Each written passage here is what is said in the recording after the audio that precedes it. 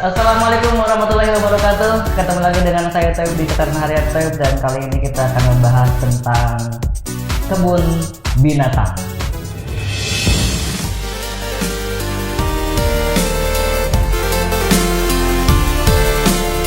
Oke, kali ini saya bersama teman saya, namanya adalah Saya Panji Nugraha.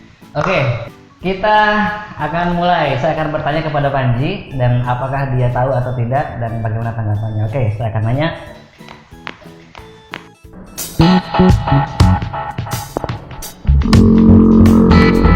Apa yang kamu tahu tentang kebun binatang? Kebun binatang itu berasal dari dua kata, kebun, yang kedua binatang. Oke. Gitu. Kalau kebun itu kan tempat ya, binatang itu ya hewan, tempat berkumpul hewan-hewan. Gitu ya. Apa aja sih yang biasanya ada di kebun binatang itu? Ya namanya juga kebun binatang, masa ada orang? Ya ada orang sih, banyak ya. Kalau di kebun binatang itu ada singa, ada harimau, ada maung Bandung. Maung itu singa juga sih ya. Harimau. Harimau.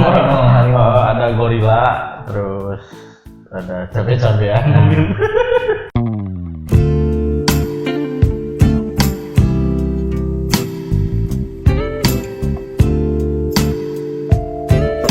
Pernah nggak sih tahu lebih aneh dan yang dipertontonkan itu bukan hewan Di kebun binatang di kebun binatang? apa ya? Ya fokusnya ke atraksi binatang kali. Atraksi binatang. Tapi ini bukan binatang. Pernah terjadi yang namanya human zoo. Apa artinya kira-kira? Manusia. Kebun binatang Kebun manusia. manusia. Kebun manusia. Tapi di Indonesia itu lazimnya disebut kebun binatang manusia. Kenapa seperti itu? Kenapa ada kebun binatang manusia? Sebab manusia diperlakukan secara tidak manusiawi di kebun binatang yang seharusnya binatang, tapi ini diisi dengan manusia. Kalau kemanusiaannya sih jelas-jelas ya nggak berperi kemanusiaan ya. Soalnya kan kalau dikutip dari kalau dihubungkan sama zaman-zaman sekarang gitu ya, kan manusia itu udah beradab lah gitu. Kalau misalkan dipertontonkan kayak buat sirkus lah mungkin ya, kayak sirkus gitu, terus di keadaan kalau kebun gitu. Kalau sirkus sih masih agak mendingan Iya, kalau sirkus mendingan gitu. Ya pokoknya kelewatan lah mungkin. Kalau saya punya satu kata buat orang yang pernah menciptakan itu, biadab. Buat kalian yang setuju, silakan komen. Oke, kita kembali lagi untuk membahas kebun binatang dan tetap masih ada Panji di sini dan kita akan membahas tentang kebun binatang ini secara lebih dalam sedalam silet.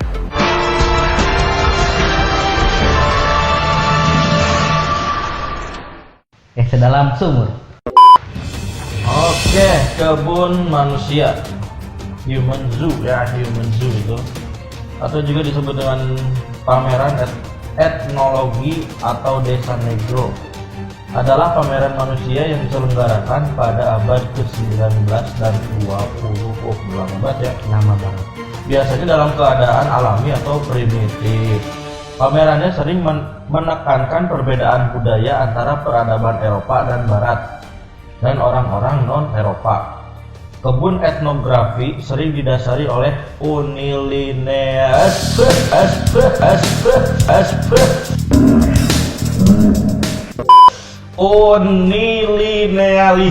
dan rasisme ilmiah dan Darwinisme sosial. Sejumlah kebun manusia menempatkan penduduk pribumi terutama Afrika di konituum antara primata besar dan manusia keturunan Eropa. Kebun etnografi banyak dikritik karena sangat merendahkan martabat manusia dan rasis. Itu dia. Jadi pada zaman dahulu itu, Panji, pada waktu selesai Perang Dunia, ada sekelompok orang kulit putih di negara Eropa sana yang mungkin secara tidak langsung ada sudut pandang balas dendam atau ada sudut pandang yang lain dari segi ekonomi, karena mereka ingin mempermalukan umat manusia yang menjadi musuhnya untuk dipermalukan secara lebih keji lagi, dan timbullah sebuah ide menciptakan sebuah kebun binatang manusia ini dan kemudian sekaligus mendapatkan money atau duit biar ada tontonan zaman dahulu mungkin ya, atau bisa juga karena zaman dulu belum ada layar tancap. Iya, belum ada. Layar tancap ada kayaknya. Cuman belum ada YouTube ya. Belum ada karena masih tahun 1840 belum ada. Jadi itulah mungkin salah satu pilihannya untuk membuat sebuah hiburan. Benar. Jadi ternyata di kebun binatang manusia itu yang datang itu adalah para konglomerat atau orang-orang kaya yang datang ke tempat itu untuk menonton sebuah pertunjukan yang tidak lazim, dan mereka membayar mahal untuk sekedar menonton bagaimana kehidupan manusia-manusia di kebun itu. Mereka itu secara langsung direkrut oleh orang-orang konglomerat untuk dibuat jadi bahan tontonan. Direkrut, jadi bukan audisi, karena nggak ada yang mau orang dipermalukan seperti itu. Berarti bayaran gitu ya. Misalkan nih saya adalah seorang kaya yang akan membuat sebuah human zoo tadi. Jadi saya melihat misalkan nih di negara Afrika, di sana ada suku-suku Afrika, kemudian saya tertarik untuk karena emang mungkin fisiknya adalah fisiknya yang aneh, yang patut untuk dipertontonkan, mereka diajak, dipaksa, kemudian dengan iming-iming uang yang sangat besar, kemudian mereka dikasih, anggaplah seolah-olah seperti diseleksi.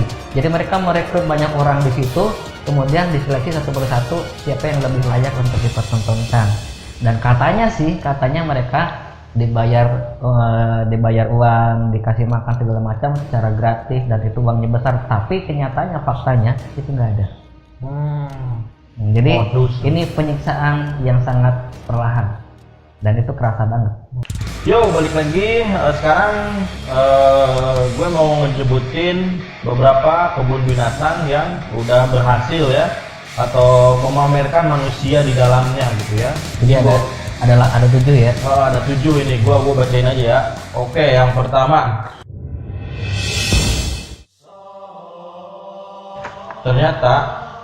Ternyata kebun binatang nggak selalu identik dengan binatang dan hal-hal yang menyenangkan dulu. Di daratan Eropa pernah ada kebun binatang yang penghuninya bukan hewan-hewan lucu dan ngegemesin, melainkan manusia. Nah, yang pertama, kebun binatang Brussels di Belgia. Ini nih gambarnya nih. Wow. Dulu di Brussels, Belgia pernah ada kebun hewan berisi manusia. Kebun binatang tersebut menjadikan anak perempuan asal Afrika sebagai bahan tontonan di kebun hewan. Parah banget ini. Dikasih duit. Jadi seolah-olah si anak kecil ini seolah-olah dianggap seperti monyet yang sedang berkeliaran di kebun binatang, kemudian mereka permainkan dan dikasih duit, aplikasi makanan seolah-olah binatang gitu loh. Yang kedua, namanya cukup aneh ya. Tur Selknam. Kalau tadi anak perempuan dari Afrika, yang ini foto dari suku Selknam. Suku ini bernasib sama harus menjadi tontonan para pengunjung kebun hewan. Foto ini sendiri, nah ini fotonya. Nah itu katanya diambil sekitar tahun 1889. 11 orang suku Selknam ini dimasukkan ke dalam sangkar dan dibawa tur keliling Eropa sebagai bahan pertunjukan. Karl Hengenbrink yang membawa mereka dipercaya sebagai pionir atau orang pertama dengan ide membuat kebun hewan berisi manusia ini. Kejam. Oke, selanjutnya. Oke, ini yang ketiga. Yang ketiga ini adalah kisah Otabenga. Otabenga adalah seorang warga asli Kongo. Pria ini sempat dijadikan bahan tontonan di kebun hewan Bronx, New York pada tahun 1906. Otabenga sendiri pada awalnya dibawa ke Amerika Serikat oleh Dr. Samuel P. Verner dari perbudakan di Sungai Kasai, Kongo. Namun malam di Amerika pun ia dipaksa untuk tampil sebagai tontonan dengan menggendong orang hutan di kebun binatang Bronx, New York. Jadi tahu kan sekarang New York, ini di daerah New York. Ada lagi yang lebih aneh. Ini yang keempat. Big Ben. Sarah Bartman. Nah, buat orang yang sudah mempelajari Human Zoo pasti lebih familiar dengan nama yang satu ini. Sarah Bartman ini adalah masih berusia 20 tahun. 20 tahun ketika ia direkrut oleh pedagang binatang. Ini pedagang binatang, lo bayangkan. Pada tahun 1810, Batman diiming-iming uang dan popularitas. Nah, yang tadi itu. Bentuk bokong yang sangat menonjol. Nah, itu adalah sebuah keunikannya dia. Nah, ia dijadikan bahan tontonan. Gadis ini bahkan dikenalkan ke publik sebagai sesuatu yang baru dan eksotis. Jadi dia dipertontonkan nggak pakai baju, nggak pakai busana dengan kondisi bokong yang sangat besar sekali. Gak mendapatkan uang yang dijanjikan, Batman meninggal dunia dalam keadaan miskin. Nah, yang tadi sebelum dia masuk ke sini diiming-iming uang, popularitas, dan kekayaan, padahal ternyata buktinya enggak. Batman meninggal dunia dalam keadaan miskin, bukannya mendapatkan pemakaman yang layak. Otak, tengkorak, bahkan alat vitalnya masih sempat dijadikan koleksi di Museum of Mankind, Paris hingga tahun 1974. Bayangkan. Sudah dipermalukan, sudah dibohongi, sudah diiming-imingi, kemudian matinya pun gak dikuburkan, alat vitalnya, segala organ tubuhnya itu dimasukkan ke dalam museum karena dianggap, katanya si Sarah Batman ini adalah salah satu orang yang masih tersisa dari peradaban yang belum sempurna atas teorinya Darwin. Jadi mereka menganggap bahwa si Sarah ini keturunan dari manusia kera zaman dulu yang masih tersisa. 5. Kebun binatang manusia di Paris. Nah, ternyata Paris juga terlibat. Kota mode padahal ya.